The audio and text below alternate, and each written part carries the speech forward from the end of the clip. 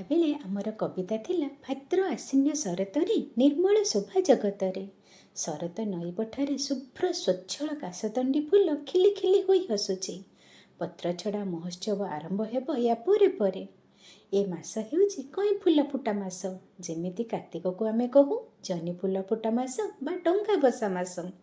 କେବେ କେବେ ଜାଳ ବତୁରାନ୍ତୁ, କେବେ କେବେ ନୁଖୁରା ଭୂଇଁ ଉପରେ ପାହାନ୍ତିର ଗଙ୍ଗ ଶିଉଳିର ବାସ। ଫୁଲ ଫୁଟା ବାତାପି ଗଛରେ ସକାଳୁ ସଞ୍ଜ ଯାଏ ମହୁମାଛିଙ୍କର ଯା ଆସ।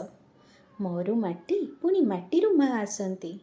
ଦୂର ସରଗ ଲଗା ଘନଗୁନ୍ଥା ତାଳବଣ ମଥାନ ଉପରେ ଦିଗ ବୁଡ଼ା କଳା ବାଉଦ ଦେହରେ ଜରି ଧଡ଼ି ପୁଣି ହୋଇ ସୂର୍ଯ୍ୟ ବୁଡ଼ନ୍ତି।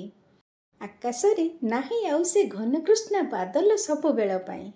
ଏବେ ଶାରଦୀୟ ଆକାଶରେ ମାଣବସା ଗୁରୁବାରର ପଡ଼ିଛି ବୋଉ ହାତ ତିଆରି ଖଣ୍ଡ ଖଣ୍ଡ ମେଘ ରଙ୍ଗର ଝୋଟି। ନଦୀ ଛାତି ଫୁଲେଇ ଥାଏ କୁଣ୍ଡେ ମୋଟ କରି। ପୋଖରୀ ପାଣି ତ ପୁରା କାଚ କେନ୍ଦୁ।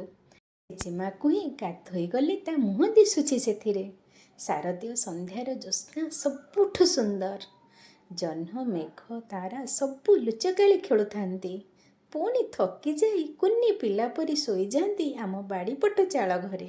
ବିଲରେ ଧାନ ପାଚେ ଧୀରେ ଧୀରେ। ପୁଣି ଶରତ ହଳଦୀ ବୋଳି ହୋଇ ହେମନ୍ତ ସହ ମିଶିଯାଏ।